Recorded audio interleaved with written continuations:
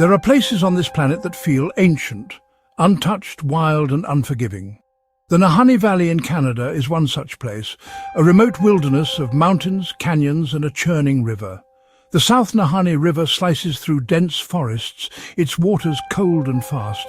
This is not a place that welcomes visitors, it tests them, and sometimes it swallows them whole. For centuries, the Dean people have avoided the valley, warning of evil spirits in the mist. Yet the danger only adds to its allure. Some are drawn by the promise of adventure, others by the lure of gold. The valley's beauty is brutal, jagged peaks, thunderous waterfalls, and a scale that makes you feel insignificant. But beneath the surface, the Nahanni hides secrets. Deep in its canyons, something waits, a force that earned this place its chilling name. The Valley of the Headless Men. The name alone is enough to send a shiver down your spine.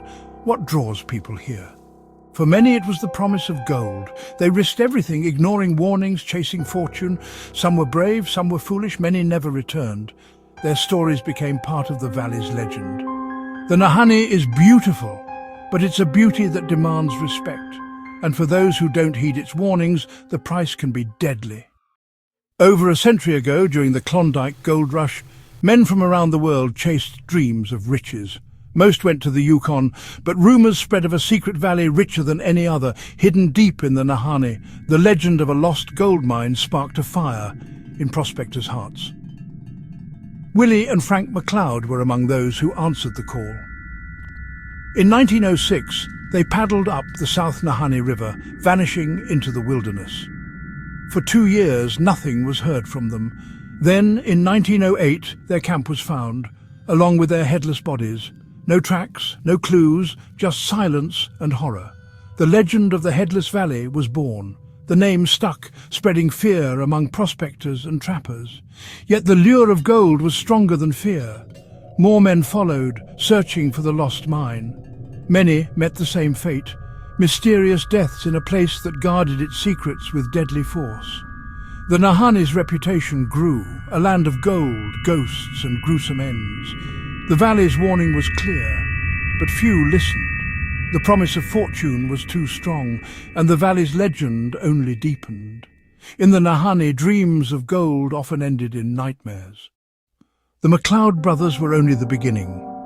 The valley's list of victims grew. In 1917, Swiss prospector Martin Jorgensen built a cabin determined to find gold. He was found dead in the ashes, his head missing. The pattern was undeniable. Men entered the valley and some were found headless. Another prospector, O'Brien, was found frozen by his campfire head gone. John O'Malley, found dead in his sleeping bag in 1945, also decapitated. Authorities searched for answers, rival prospectors' gold fever animal attacks. But nothing fit.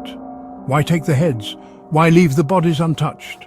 Theories failed, the mystery deepened. In 1969, 2 more men vanished without a trace. The valley seemed to erase them. The disappearances and headless corpses fueled a terrifying legend. It wasn't just murder, it felt older, more sinister. Some believed the valley itself was the killer, or that something lived within, guarding its secrets. The fear was real, and it grew with every new victim. The Nahanni became a place where the line between myth and reality blurred, and the legend of the Headless Valley only grew darker. When human explanations fail, people look for monsters. The Dean people tell of the Naha, a fierce, masked tribe, larger than ordinary men, hostile to outsiders. Could a lost tribe be behind the killings, decapitating intruders as a warning? Over time, the Naha legend merged with tales of a beast, a huge, hairy, man-like creature. Sasquatch, Bigfoot. In the Nahanni, this monster became the face of the valley's horror. People imagined a creature powerful enough to kill and carry away a man's head. It explained the lack of evidence, the strange deaths. Hunters and trappers reported massive footprints, glimpses of something big moving in the trees, but there were no bodies, no proof. Just shadows in the mist. For many, the headless corpses were all the evidence needed. The beast of the Nahanni became legend, and some believe it still waits in the valley's fog, watching, guarding, and ready to strike. However, there may be a more human explanation for the valley's horrors, one rooted in isolation and desperation. Life for northern prospectors was brutal, cold, lonely, and filled with disappointment. Many turned to alcohol to cope.